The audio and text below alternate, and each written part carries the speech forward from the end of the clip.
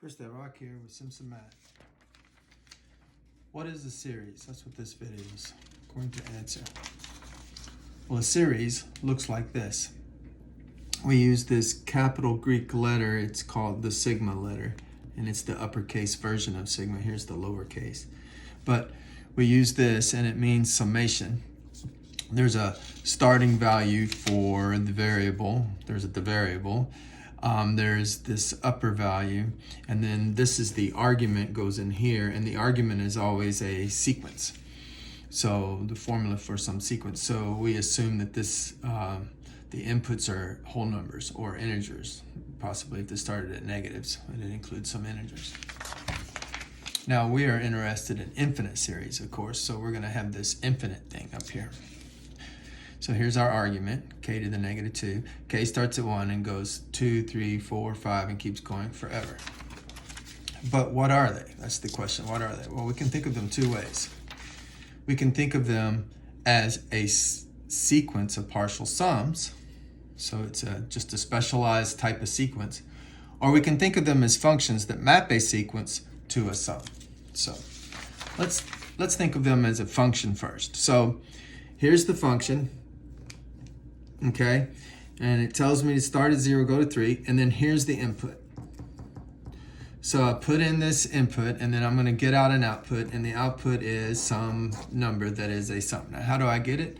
Well, I put in 0, and I get 0 over 0 plus 1, and then I put in 1, and I get 1 over 1 plus 1, and then I put in 2, and I get 2 over 2 plus 1, and then I put in 3, and I get 3 over 3 plus 1, and I'm adding all these terms. This is called the summation notation. So it means add up all those terms. And of course, it's 0 plus 1/2 plus 2/3 plus 3/4, and you get a common denominator. So it's 6/12 and 8/12 and 9/12, ignoring the 0, and that adds up to 23/12. So the output is 23/12. There's the output. And how do we get the output? Well, by adding up terms. Now, another way to think of them is as a sequence of partial sums. So I went ahead and put in 1, and then 2, and then 3, and then 4, and then 5, and it keeps on going because this is infinite. And one way to think of this is a sequence itself where the first term is the first sum. So here's the first term. The second term is the sum of the first two terms. So I add those up. Well, that's 5/4. The third term is the sum of the first three terms. So I add those up. Oh, and that's a little bit harder. Let's see, a common denominator of 4 and 9 is 36. So let's see, we're going to add that up. We'll get 49 over 36 if I did that right. If not, well, you get a typo bonus.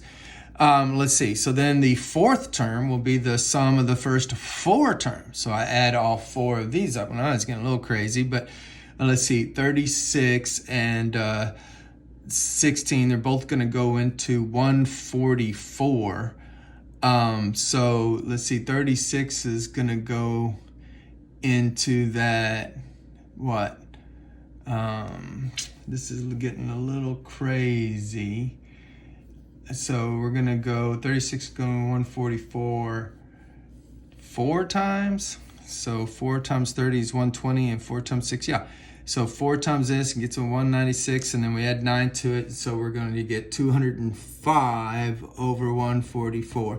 And maybe I should stop there. The fifth term would be the add up the first 5 guys. Well, obviously I'm going to, when you throw in this 25, then the only common denominator is going to be the product of the two numbers. So I'd multiply 144 and 25 to get the common denominator. Let's see, that's going to be 3,600.